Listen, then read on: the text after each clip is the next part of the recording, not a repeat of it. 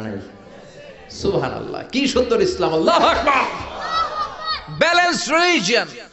এক সাহাবী বললেন উসাল্লিল লাইলা কুল্লা, সারা রাত নামাজ পড়বো। আরেক সাহাবী বললেন আসুমুদ দাহরা কুল্লা, সারা বছর রোজা রাখবো।